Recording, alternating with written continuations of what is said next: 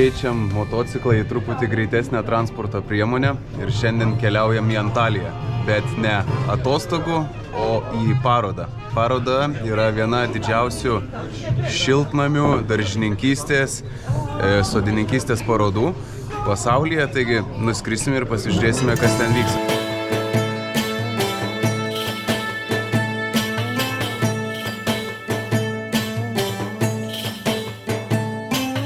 Vienas liko. Dar vienas skrydis ir Antalijoje. Nu, ir paskutinis skrydis, kelios valandos ir jau būsim Antalijoje. Pirmą dieną turistausim, likusias 2 dienas keliausim po parodą.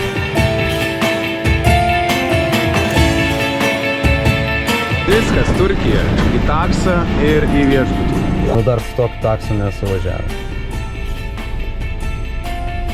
Viską galiu valdyti čia, šviesas, ledus, vienas, kitas. Kompanijos reikėtų.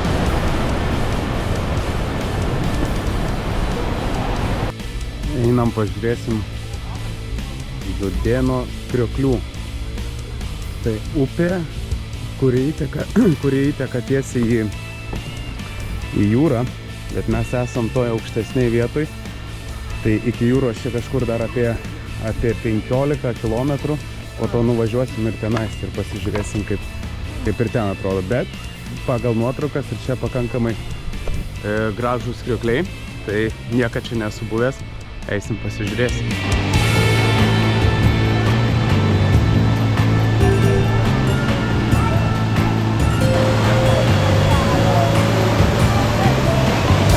Antra stotelė. Kursunlu krioklio natūralus parkas. Lapkričio gale žmonių, aišku, nėra, praktiškai vien rusai ir ukrainiečiai, truputį vietinių. Labai patogus laikas keliauti, iš tikrųjų. Šiandien 22 laipsnių šilumos, tai sočiai. 28 turkiškos lyros, tai euras. Parkai pigus. Prieš tai 1,5 euro buvo, dabar euras. Viena nepatogiausių transporto priemonių.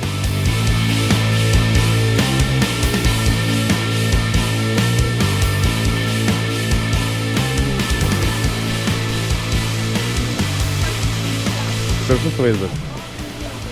Čia vat fotografuočiausi, jeigu moteris būčiau.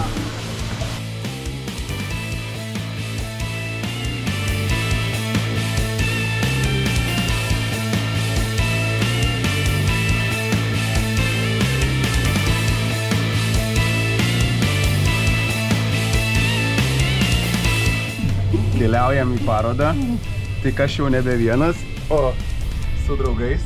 Vienas draugas, antras draugas. Kolegom. Ai, ne draugai mes.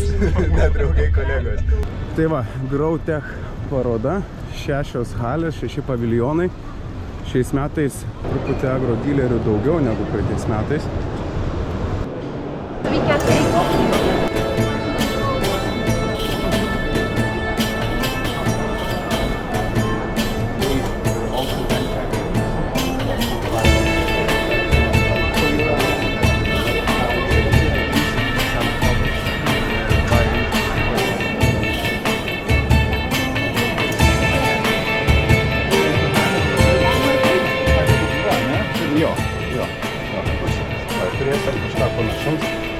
Šitas visai geras, platus, tvirtas.